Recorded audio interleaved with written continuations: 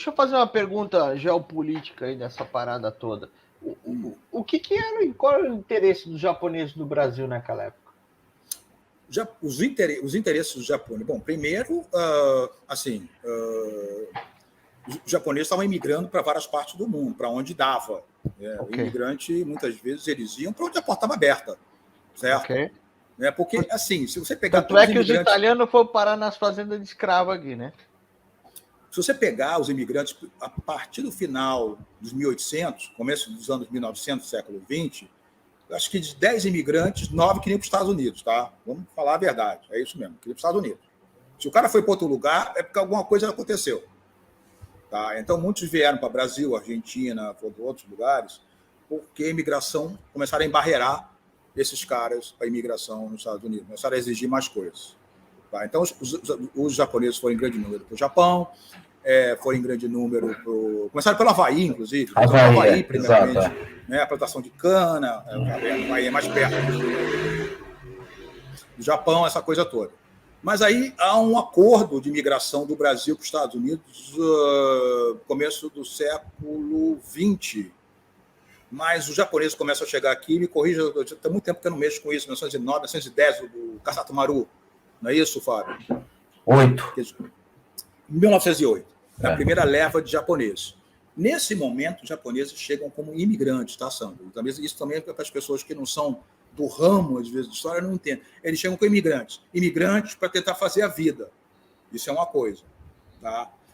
Quando o Maeda vai para a Amazônia, com outros lutadores, ele não era nem imigrante. Ele foi lá para passar por lá, como passou por tantos outros lugares. Mostrar o jiu-jitsu, essa coisa toda. A trupe. Ficar lá. A trupe, viajando com o circo. De repente, ia ficar um pouco lá embora. Só que ele, né, toma gosto pelo local, resolve ficar por ali mais tempo, como outros japoneses. Outros foram embora, ele ficou. E, num certo momento, ele se envolve com a imigração japonesa na Amazônia, porque a Amazônia, né, Sandro, pensa bem, aquilo ali é um lugar difícil de você ficar, né?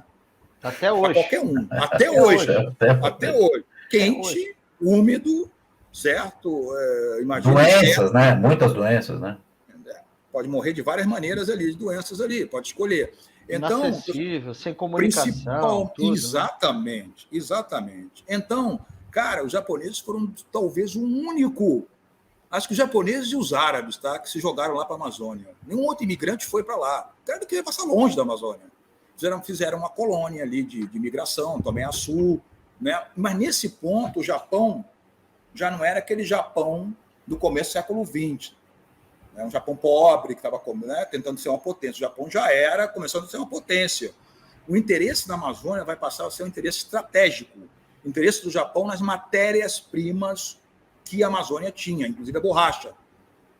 Borracha era uma matéria-prima estratégica para guerra, para qualquer coisa, indústria automobilística, tudo isso tá, que está começando. E os americanos e os japoneses vão entrar numa disputa ali, já nos anos 20, pela Amazônia. O Maeda está no meio dessa guerra. É tanto que eu descobri um documento, talvez não tenha nada a ver com jiu-jitsu, mas talvez as pessoas se interessem. Eu descobri um documento nos arquivos nacionais dos Estados Unidos, lá perto de Washington. Um arquivo, inclusive, que tem documentos secretos, você pode olhar um, pode olhar outros. Eu fui para lá e achei um arquivo imenso sobre o Maeda. Eu falei, o que é isso aqui? Informes diplomáticos do cônsul dos Estados Unidos em Belém do Pará. Você imagina que os Estados Unidos tem um cônsul em Belém do Pará nos anos 20, cara? Algum motivo tinha, né? Sim. E o cara mandava informes para o Departamento de Estado. E num desses ele faz um relato imenso sobre o Maeda, dizendo que o Maeda era espião do Japão, que ele estava lá tentando pegar a Amazônia para os japoneses, que os japoneses tinham interesse nele, é tanto que o Maeda vai viajar, olha só, o japonês era esperto, ele vai viajar coadido pela Amazônia, na selva, junto com o adido militar dos Estados Unidos na Amazônia. Os dois vão viajar juntos, os dois, um desconfiando do outro, e vão juntos ali, conversando, quando está acontecendo, tá um falando mal do outro por trás, mandando informe, esse cara é espião, né? E está lá no Arquivo Nacional dos Estados Unidos um informe do Maeda, espião do Império Japonês, que estava tentando, né, botar o pé, o japonês, fincar ali o pé na Amazônia. E esse contexto que eles começaram a se interessar pelo Japão. Depois tem os outros americanos vão fazer uma colônia emenda Fordlândia, a Ford compra um monte de terra no Pará, vai tentar fazer um projeto que não vai dar em nada. Os japoneses ficam em Tomé-Açu, depois levam pau, depois eles conseguem fazer. Tem um projeto no Amazonas também, de pesquisa de juta, inclusive vários lutadores. Juta, isso, juta vários também. lutadores faixa pretas eram técnicos agrícolas que iam para lá para achar fibras de juta, para ensacar café em São Paulo. E os caras eram faixa preta, pô. Quando aquilo acaba durante a guerra, que eles têm que fugir, que os japoneses são caçados, já acaba o projeto, os caras têm que... O Takeo Yano, o famoso Takeo Yano, ele era técnico agrícola, ele chega lá para fazer pesquisa de juta, e de repente ele está ensinando judô pelo Brasil inteiro. Ele tem que sobreviver, não é isso? Então, o ponto de interesse é isso, Sandro. E havia já um interesse do Japão, dos Estados Unidos, na Amazônia, em matérias-primas estratégicas para uma guerra que viria, que seria a Segunda Guerra Mundial, tá? É isso. Eu pergunto isso até porque a minha impressão sobre isso tudo é que a última coisa que eles queriam era disseminar uma arte marcial no mundo, né, cara? É muito pequeno isso, pelo amor de Deus. É uma maneira, inclusive, não muito assim, que as pessoas gostam daquela coisa heróica e toda coisa, todo mundo gosta disso, de sobreviver muitas vezes. O que eu sei fazer? Era incidental, né? Era incidental essa Isso, prática do judô, não era o objetivo final. O Yano, esses caras todos são técnicos, eu vou fazer o quê?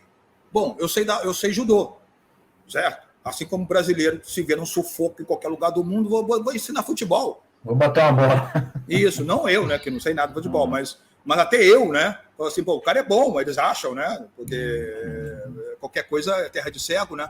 Então, assim, exatamente, o brasileiro se vê num sufoco desse, fala, pô, eu vou dar aula de... Hoje em dia não, o brasileiro fala, vou dar aula de jiu-jitsu, né? Mas, há algum tempo atrás, o cara falava, vou dar aula de futebol para esses caras, vou ter que sobreviver. E os japoneses faziam isso, vou dar aula de quê? Vou dar aula de judô. E o Maeda, lá de certo ponto, vou dar aula de jiu-jitsu. Aí ele se envolveu com a imigração japonesa, tanto que ele sai do jiu-jitsu, né? Mas aí ele começa a receber os danos da Kodokan, né? Isso aqui é interessante. Ele vai continuar recebendo os danos da Kodokan até a morte dele, às vésperas da Segunda Guerra Mundial. Os danos chegam da Kodokan para ele, os graus dele. Esse negócio de espião também é muito... Assim, o que é espião? Ele, naquele momento... As pessoas pensam que é o 007, né? É o não, 007. Ele representava os interesses do governo do Japão na Amazônia? Sim. Ele tinha uma rivalidade com os Estados Unidos. Os japoneses não gostavam dos americanos, os americanos não gostavam dos japoneses, isso é fato. Já naquela época.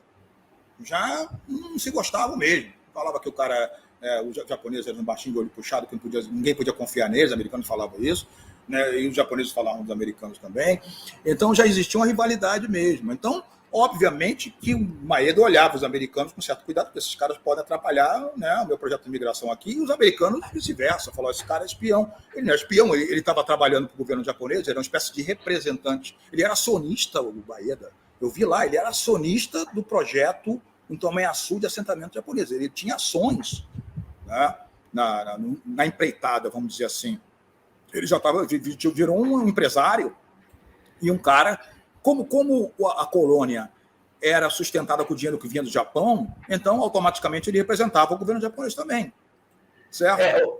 Tufi, e assim, para quem, assim, o meu lado paterno da minha família é japonês, quem conhece um pouquinho mais a cultura japonesa, mesmo que agora mais recente, sabe que eles têm uma tendência a ser extremamente leais e fiéis, quase que obstinados. Então, exatamente. Na verdade, só para não se tornar isso uma coisa, né? Qualquer japonês fora do Japão era potencialmente um espião. Exatamente. Exatamente, Fábio, perfeitamente. Inclusive, os americanos falavam isso. Japonês, ou foi, ou é, ou será. Espião, né? Porque a lealdade ao imperador, a lealdade ao Japão. Pô, você sabe aquela história daquele grupo terrorista. Shindo Remei. Os caras estavam lá em São Paulo e se falasse que o Japão perdeu a guerra, morria. Então, isso nos anos 50, amigo. Depois da guerra, 1950 e pouco, Shindo Remei. Eu falo um pouco também na tese. Então, assim, é isso. E não estou falando isso como crítica, não. O japonês está lealdade ao imperador, né? Se eu tiver que informar, eu vou informar, e fim de papo. Tanto que quando veio a guerra, jogaram os caras tudo no campo de concentração nos Estados Unidos, né? No Canadá também.